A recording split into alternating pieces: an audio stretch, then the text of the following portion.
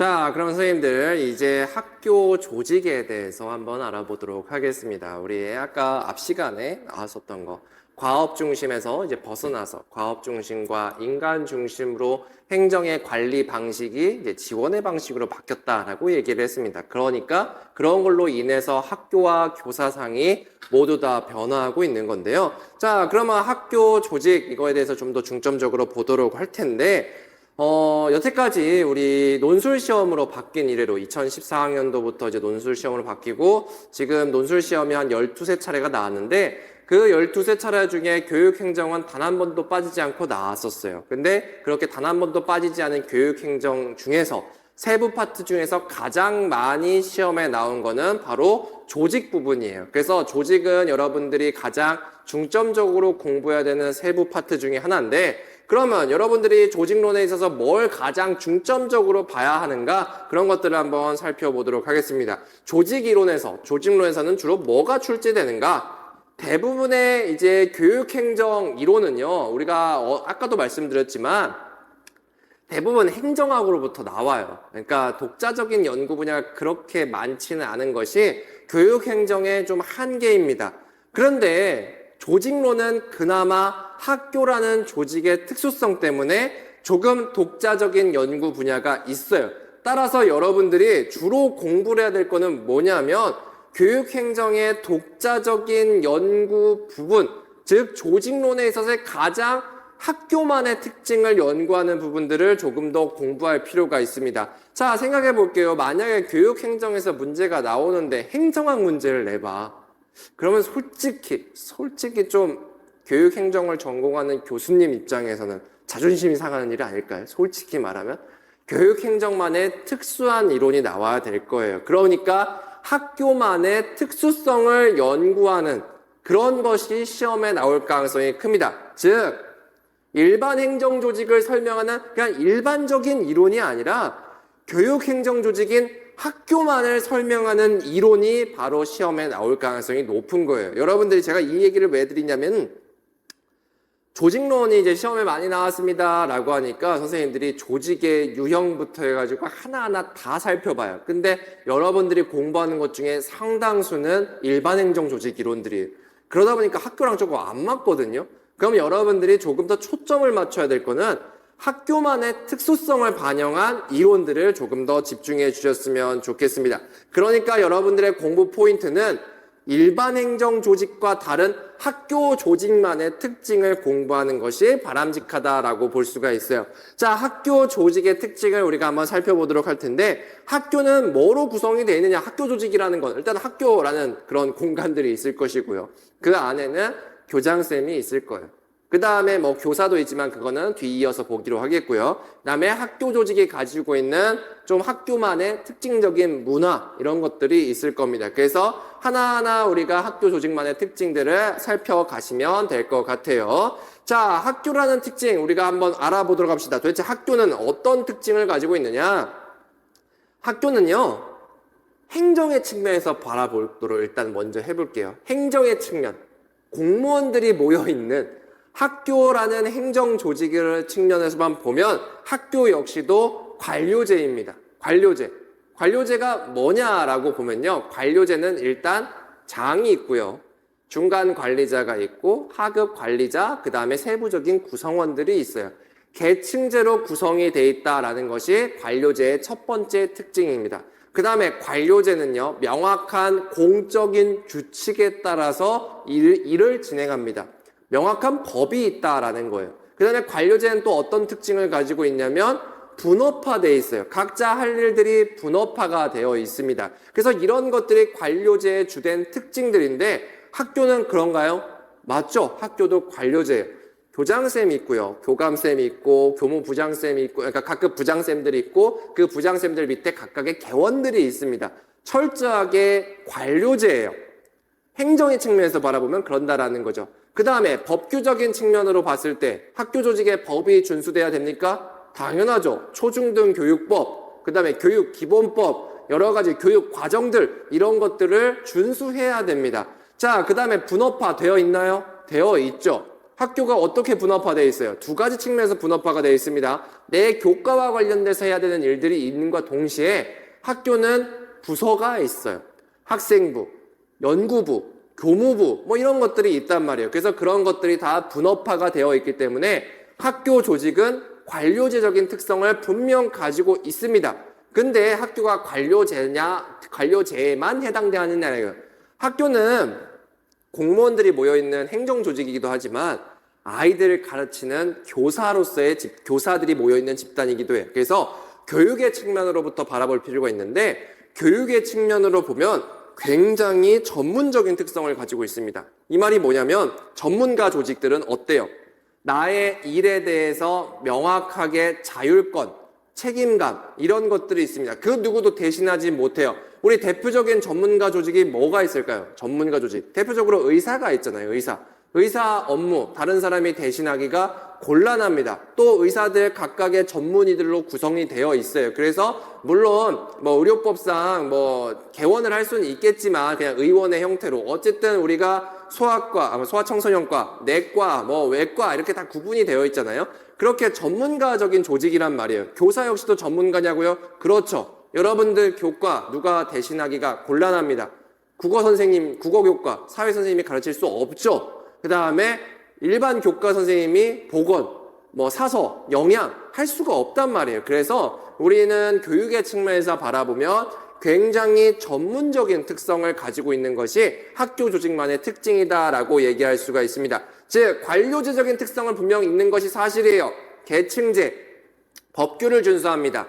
분업화되어 있어요. 또 일할 때는 우리는 문서로 일을 하죠. 그죠? 우리 문서로 이제 보고를 하는 거니까. 그래서 학교 역시도 계층제, 법규 준수, 문서화, 분업화 이런 것들을 가지고 있는 것이 사실이지만 교사의 활동과 관련돼서 우리가 교수학습 평가와 관련돼서는 폭넓은 재량권을 가지고 있어요. 자율권을 가지고 있죠.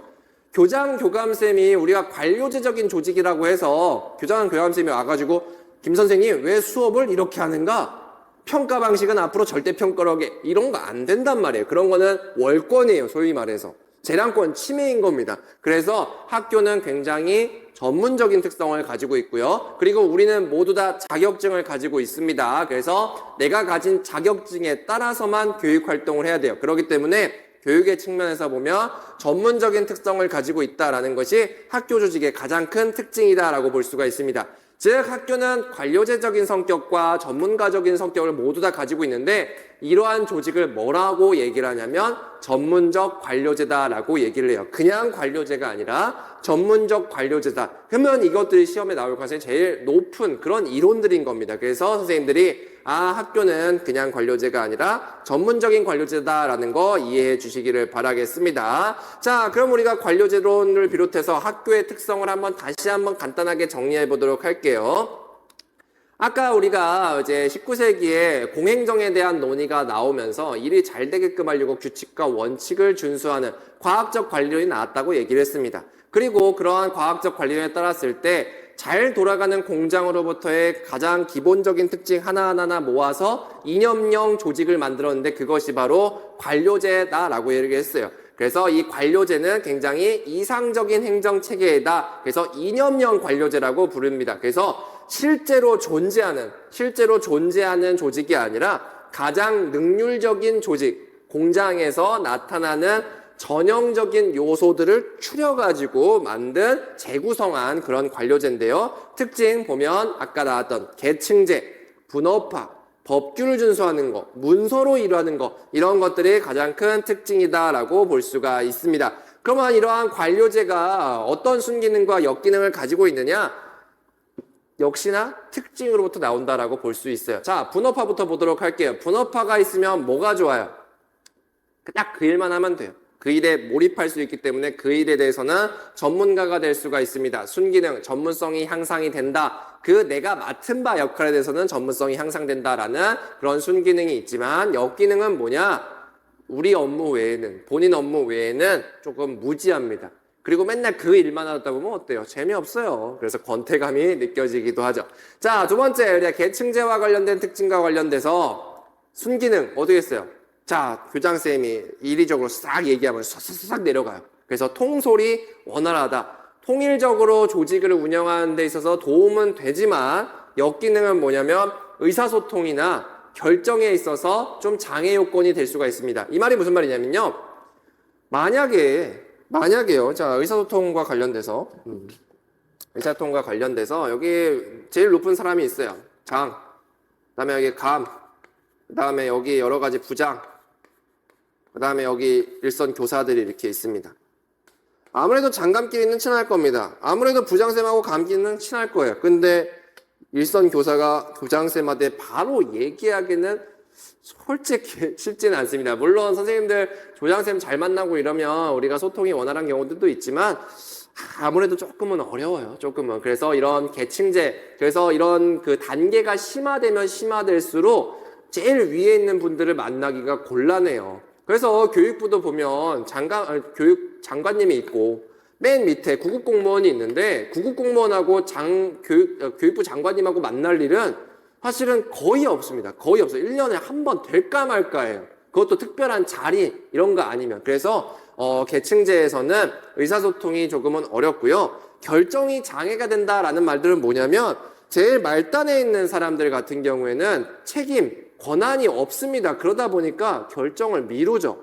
물론 교사 집단 같은 경우에는 자기 업무와 관련돼서는 별도의 독자적인 재량권이 있지만 구급공무원들은 결정할 필요가 없어요. 사실은 6급까지도 마찬가지야. 6에서 9급까지는 결정하는 자리가 아니라 그냥 집행하는 자리, 이행하는 자리예요. 그러다 보니까 결정에 있어서 조그만 장애가 발생할 수 있습니다. 신속한 결정 이런 것들이겠죠. 자, 그 다음에 문서로 일을 해요. 관료제는 문서로 일을 하는데 문서로 일을 하니까 장점은 뭐냐? 공식적으로 일을 할 수가 있습니다. 신뢰도를 높일 수가 있어요. 자, 문서가 띡 나와 있어요. 우리가 왜 교육부에서 그렇게 보도자료 배포하고 뭔가 기본 계획 이런 것들을 만들겠어요? 딱 그런 것들이 있으면 이거는 공식 문서예요 라고 못 박을 수 있기 때문이거든요. 그렇기 때문에 공식화를 한다는 점에서 장점은 있지만 역기능은 뭐냐? 바빠 죽겠는데 문서를 만들고 있는 거예요. 지금 막 여기서 사고가 터졌어. 근데 거기 와서 바로 말로 해가지고 말로 결정해서 말로 전달하면 참 빠를 텐데 문제가 발생해서 제가 말로 하면요. 제가 이제 실제로 있었던 일인데 교육부에서 이제 뭔가 급한 일이 있어서 말로 했더니 딱 들었던 얘기가 가서 문서로 써와 였었어요. 공무원은 문서로 일을 해 라고 얘기를 했거든요. 그렇기 때문에 물론 문서로 일을 해야지만 공식화가 돼요. 그쵸? 세금 가지고 일을 하는 건데 공식적으로 일을 해야 되겠죠. 근데 급한 상황에서 언제 문서 쓰고 있냐라는 거거든요. 그래서 융통성이 좀 부족하다, 신속성이 부족하다라는 그런 역기능, 한계점들이 있을 수가 있습니다. 자, 그 다음에 뭐 다른 것들도 이렇게 있어요. 다른 것들 뭐 어려운 내용들은 아니에요. 아무래도 관료제는 인간에 대한 관심이다기보다는 업무에 대해서만 관심이 있기 때문에 인간적인 그런 측면들은 조금 약합니다. 법에 따라서만 일을 하는 경우들이 많아요. 그래서 이런 경우에 순기능으로 보면 합리성을 증진하기도 하고 뭐 계속성, 통일성 이런 것들을 확보하기도 하지만 여전히 나타나는 문제점, 인간적인 측면을 무시하고요. 그 다음에 융통성이라든지 이런 것들을 충분히 고려하지 못한다라는 한계들이 있습니다. 그래서 선생님들이 관료제 같은 경우에 역시나 특징을 바탕으로 이렇게 순기능과 역기능을 뽑아낼 수가 있다라고 말씀을 드려요. 하지만 학교는 관료제냐? 관료제인 듯 하지만 관료제가 아니라더라. 그래서 학교는 전문적인 관료제다라는 특징을 가지고 있죠. 학교는 계층제, 분업화, 문서화 이런 것 측면에서 관료제의 특성을 가지고 있지만 교사는 교육 활동에 있어서 굉장히 전문가이기 때문에 우리가 일반 관료제하고 구분이 될 수밖에 없어요. 그래서 그런 것들을 전문적 관료제라고 얘기를 하죠. 그래서 교사는 교수학습과 관련해서는 상당한 재량권을 가지고 있습니다. 그렇기 때문에 우리가 전문적인 조직, 자율적인 조직이라고 얘기를 하는 것이고요. 그러면 이런 전문적인 조직인 교사를 통제를 못하는 거냐? 그런 건 아니죠. 통제할 수 있어요. 어떻게 통제하냐? 자격증, 표준화된 교육과정과 교과서, 정해진 코스에 따른 교수학습 평가 이런 방식들이 그래도 어느 정도 매뉴얼화는 돼 있어요. 이런 거를 바탕으로 우리가 무한정 재량권을 주는 게 아니라 어느 정도의 좀 가이드라인 속에서 그 틀 안에서 재량권을 발휘하게끔 하는 것이 교사에 대한 통제 방식이다라고 이해해 주시면 될 것 같습니다. 자, 그러면 이런 것들 우리가 봤었을 때 우리 한번 문제를 보도록 할게요. 어떻게 실제로 문제 나오게 되냐면 23학년도 기출 문제였었는데 평가보고서에서 언급한 관료제 이론의 특징 중 규칙과 규정이 학교 조직에 미치는 순기능과 역기능을 써보세요 라는 거였어요. 자, 이 문제 어려운 문제는 아닌데 이때 많이 좀 틀렸던 선생님들이 뭘 써서 틀렸냐면 관료제의 순기능과 역기능을 써서 틀린 거예요. 근데 문제는 그게 아니었죠. 보고서에서 언급한 관료제 이론의 특징 중에 규칙과 규정을 강조하는 것이 학교 조직에 미치는 영향이 뭐냐라는 거예요. 다른 게 아니라 계층제, 몰인정성, 분업화 이게 아니라 규칙과 규정을 강조하는 것이 미치는 순기능과 역기능을 써주셔야 됩니다. 그러면 뭐 하는 게 규칙과 규정을 강조하면 학교 조직에 뭐가 좋아요? 통일성, 일관성 이런 것들이 될 수가 있겠지만 하지만 역기능은 뭔가 융통성을 발휘하는 데는 한계가 있을 수 있습니다. 이런 것들이 다 만능 접근이에요. 외우지 마세요. 순기능과 역기능, 장점과 단점 외우지 마시고요. 특징을 외우시는 것이죠. 더 바람직하고 특징을 바탕으로 순기능과 역기능, 장점과 단점 이런 것들을 뽑아내는 훈련들을 해주셨으면 좋겠습니다. 자, 우리 학교라는 특징을 봤을 때 학교는 그냥 관료제가 아니라 전문적 관료제라는 것들을 알게 되었어요. 그러면 학교에 소속해 있는 선생님들은 어떤 특징? 그 중에서도 선생님을 총괄하는 교장선생님은 어떠한 모습이어야 되는가 한번 보도록 하겠습니다. 자, 리더인 교장선생님은 어떤 리더십을 발휘해야 되냐면 예전처럼 과업 중심만을 강조하는 그런 리더가 아니라 과업과 인간을 모두 다 강조하는 리더, 교장선생님이어야 돼요. 자, 예전처럼 과업만 강조하면서 성과와 계약, 그러니까 규칙과 법 이런 것들만 강조하는 그런 리더십이 아니라 인간의 마음까지 움직이는 리더십이 필요하다라고 하는데 성과와 계약 중심의 리더십을 거래적 리더십이라고 얘기를 해요. 왜 거래냐면 교장선생님 리더 입장에서는 야 너가 이런 성과를 내면 내가 너한테 이걸 줄게 라고 계약을 하는 거죠. 그렇기 때문에 그것을 거래적 리더십이라고 얘기를 하는데 이러한 거래적 리더십은 굉장히 과업 중심적이에요. 과업 중심, only 과업 중심.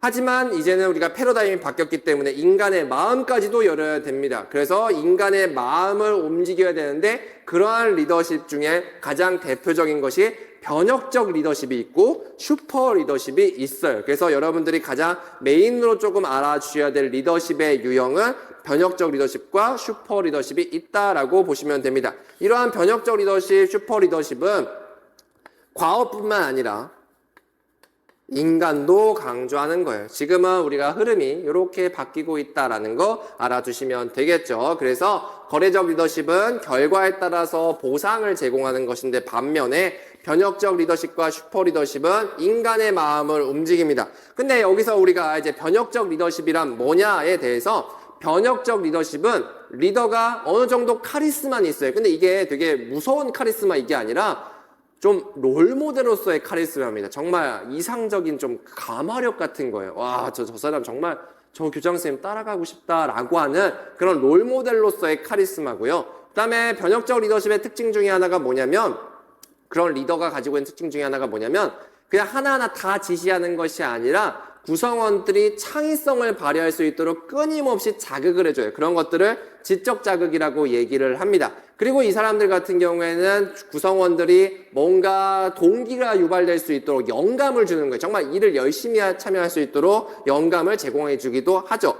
그리고 우리가 또 다른 중요한 리더십 유형 중에 하나가 슈퍼 리더십이 있는데요. 슈퍼 리더십은 무슨 리더십을 얘기하냐면 우리가 리더가요, 구성원을 그냥 나보다 아랫사람으로 바라보는 것이 아니라 이 사람도 나중에 언젠가 다 리더로 클 거라는 전제하에 구성원을 리더로서 존중하는 그런 리더십이라고 할 수가 있습니다. 그래서 슈퍼 리더십은 구성원을 리더로 성장시키는 그런 리더십의 유형이다라는 거 알아두시기를 바랄게요. 자, 그럼 변혁적 리더십, 그 다음에 슈퍼 리더십을 조금만 보도록 합시다. 변혁적 리더십은 뭐냐?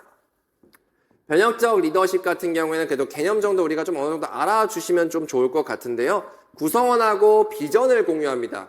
그 조직이 가지고 있는 일종의 목표, 미래 지향점 이런 것들을 서로 논의하는 거예요. 그냥 통보만 하는 것이 아니라 같이 논의하고요. 지적 자극을 통해서 창의적인 생각들을 불러일으키면서 동기를 유발하고 그 다음에 구성원으로 하여금 계속해서 내가 성장하고 싶다라고 하는 그런 욕구를 부여하게 합니다. 그러면 구성원들이 뭐 하게 되냐면 더 열심히 일을 하게 돼요.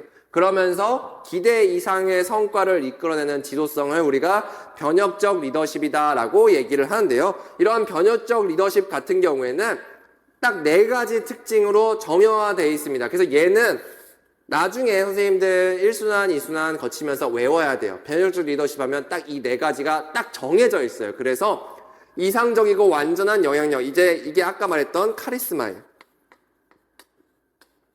그리고 구성원들을 동기 유발하는 게 영감적 동기화라고 얘기하고 구성원들의 창의적인 생각을 유발하게 하는 것을 지적 자극이라고 얘기를 합니다. 그 다음에 하나 더 뭐가 있냐면 아무래도 인간적인 생각들을, 인간적인 부분들을 많이 챙겨줘야 돼요. 그래서 구성원들이 가지고 있는 인간적인 문제가 뭘지, 그리고 이 친구가 어떻게 성장하면 좋을지를 알려주면서 전문성 향상의 기회를 제공해 주는데 그런 것들을 개별적 배려라고 얘기를 합니다. 한 번만 좀만 더 보도록 할게요. 카리스마, 그러니까 이상적이고 완전한 영향력은 뭐냐면 아까 롤모델이라고 얘기했었죠. 그냥 찍어 누르는 카리스마가 아니라 높은 수준의 도덕성을 리더가 가지고 있어야 돼요. 정말 도덕적이어야 된다라는 겁니다. 그리고 구성원들이 야, 저 사람은 정말 따르고 싶어, 롤모델이 되고 싶어 라고 마음이 들어야 돼요. 그러면서 리더는 혼자 다 떠안는 것은 아닙니다. 구성원들하고 위험을 분담하기도 하면서 나의 이익보다는 조직 전체의 이익을 추구하는 그런 것을 바로 카리스마 또는 이상적이고 완전한 영향력이라고 얘기를 해요. 영감적인 동기화는 뭐냐? 변혁적 리더십을 갖춘 리더는요, 조직을 비전을 창출하는 데 있어서 구성원들을 참여시킵니다. 함께 만든다라는 거예요. 그 다음에 구성원들의 동기를 끊임없이 자극합니다. 결국엔 여기서는 참여라는 측면이 강조가 됩니다. 카리스마와 관련돼서는 도덕성과 모방이 강조됐다라고 얘기를 하면 영감적인 동기화에서는 참여가 강조되는 것이고요. 자, 지적 자극 같은 경우에는 리더가 구성원들에게 여러 가지 질문도 하게 하고 그 다음에 혁신적이고 창의적인 생각들 이런 것들을 유도하는 그런 리더십이라고 볼 수가 있습니다. 자, 그 다음에 개별적인 배려, 아까도 잠깐 말씀을 드렸지만 개개인에게 학습 기회를 부여해요. 그러니까 성장할 수 있는 기회를 제공한다라는 거예요. 연수가 됐든 장학이 됐든 이런 것들을 받을 수 있는 기회를 제공하면서 개인이 잠재력을 극대화할 수 있도록 도와주는 것이 바로 개별적 배려라고 할 수가 있습니다. 그래서 변혁적 지도성 같은 경우에 가장 리더십 이론 중에 가장 기본적인 거예요. 아, 선생님들 제가 먼저 얘기하는데 지도성 리더십 같은 말이에요. 제가 이 말씀을 드렸어야 되는데 리더십을 우리나라 이제 좀 풀이하면 지도성입니다. 그래서 제가 강의하면서도 막 지도성에다가 리더십을 했다 막 이렇게 되는데요. 어쨌든 변혁적 리더십은요. 리더십 이론 중에 가장 좀 메인 오브 메인이에요. 그래서 좀 비교적 자세하게 설명을 드렸고 선생님들이 이 4가지 특징들은 반드시 좀 기억해 주셨으면 좋겠습니다. 자, 그러면 거래적 리더십하고 변혁적 리더십하고 어떠한 차이점이 있느냐 한번 종합해 보도록 할게요. 자, 거래적 리더십 아까 그랬죠. 너가 이거 하면 내가 이거 줄게 라고 하는 거래적인 관계입니다. 그래서 이런 거래적 리더십 같은 경우에는 단기를 굉장히 강조해요. 단기의 관점에서 계약을 합니다. 그 다음에 현실적인 성과를 얘기를 하죠. 반면에 변혁적 리더십 같은 경우에는 개인적인 배려를 해줘야 돼요. 끊임없이 성장할 수 있는 기회를 제공해줘야 하기 때문에 단기적인 측면이 아니라 중장기적인 측면인 것이고 지금 당장 성과가 안 나와도 돼요. 끊임없이 기다려줄 수 있습니다. 그렇기 때문에 미래지향적이라는 특성을 가지고 있어요. 자, 그리고 의사소통 방식과 관련돼서 거래적 리더십 같은 경우에는 일방적이죠. 야, 너 이거 하면 내가 이거 줄게. 거의 통보하고 지시하는 거란 말이에요. 하지만 변혁적 리더십 같은 경우에는 함께 만들어 가잖아요. 비전도 함께 만들어 가고 그 다음에 뭐 참여도 시키고 서로 질의응답도 하고 이러니까 쌍방향 소통을 많이 하는 것이 변혁적 리더십의 특징이다라고 볼 수가 있습니다.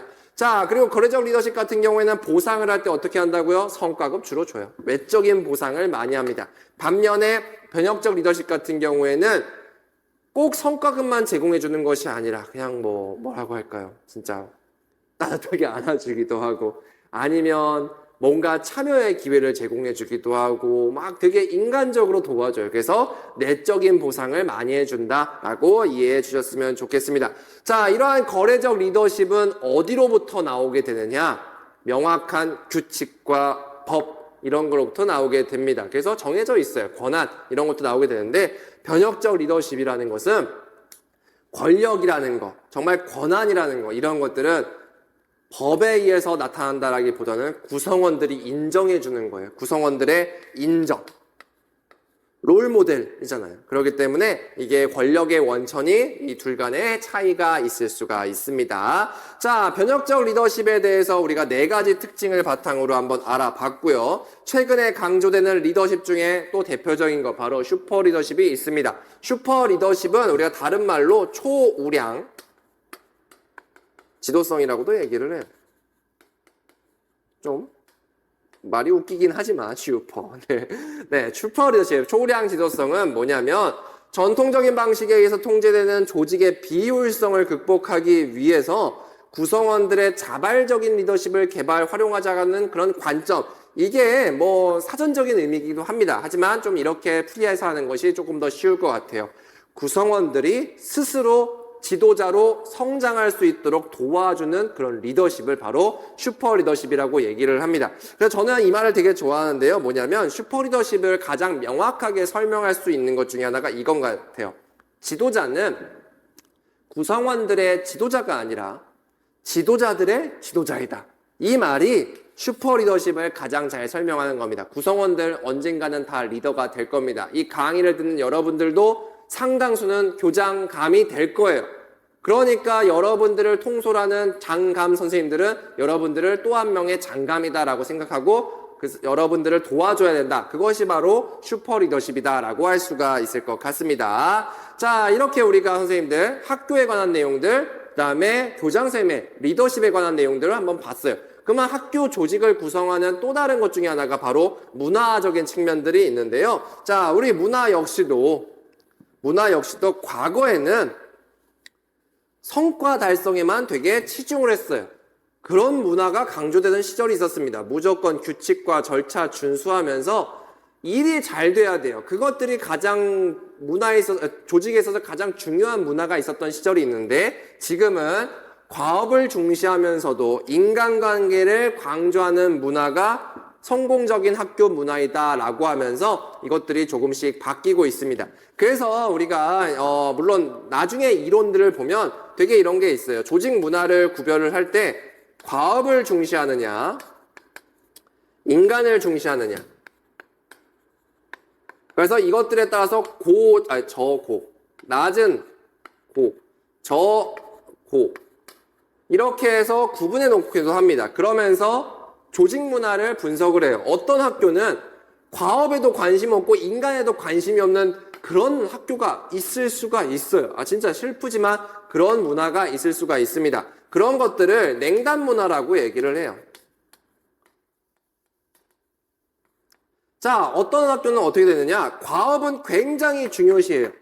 근데 사람에 대해서는 관심이 없어요. 무조건 과업. 그런 문화를 실적 문화라고 얘기를 합니다. 반면에 과업은 아예 관심 없고요. 우리 모두 다 그냥 술 먹고 잘 놉시다. 맨날 연천해하고 그런 학교가 있어요. 그런 학교를 보호문화라고 얘기해요. 보호문. 과업도 모두 다 중요시하고 인간도 중요시하고 그런 문화를 통합문화라고 얘기를 합니다. 이게 세시아와 글리나우라는 학자 둘이 구별한 거예요. 문화에 대해서 크게 이렇게 과업을 중시하느냐, 인간을 중시하느냐에 따라서 이렇게 4가지로 분류하는데 바람직한 학교 문화는 당연하겠지만 통합 문화다라고 할 수가 있는 거죠. 그래서 우리는 냉담 문화나 뭐 다른 문화에 있는 것들을 우리가 발전적으로 이렇게 통합 문화로 이어지게 하는 것, 이것들이 중요하다라는 것들을 선생님들이 알아주시기를 바랄게요. 그래서 과업을 중요시하는 것도 분명히 중요해요.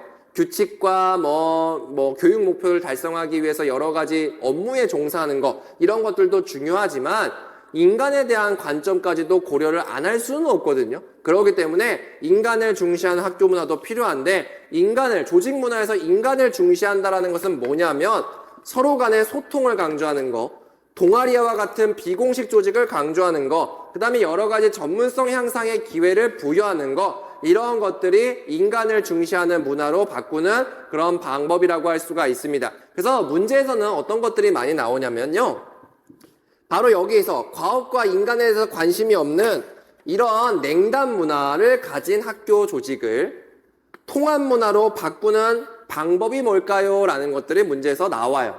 그러면 뭐겠어요? 과업을 중시하는 방법 1개, 인간을 중시하는 방법 1개씩 써주면 되겠죠. 그러면 여기 나왔듯이 규칙을 강조한다라는 거, 일관된 규칙을 만들고 그것들의 일관된 적용을 강조하는 것이 1번일 것이고, 또한 인간을 중시하기 위해서 비공식 조직을 활성화하거나 의사소통 채널을 다양화한다라던가 이런 것들도 우리가 좋은 방안이 될 수가 있습니다. 어쨌든 중요한 거 과업 중심뿐만 아니라 인간 중심적인 것들도 우리가 강조해야 된다라는 것들을 기억해 주셨으면 좋겠어요. 자, 결국에는 학교 조직의 특징 여러 가지가 있지만 이제 앞으로의 우리 교육 패러다임에서 가장 중요한 거 계속해서 나오죠. 지금 학교 행정, 교육 행정에서는 과업도 중요시해야 되겠고 인간도 중요시해야 돼요. 그래서 이런 것들을 선생님들이 기억해 주셔야 되겠습니다.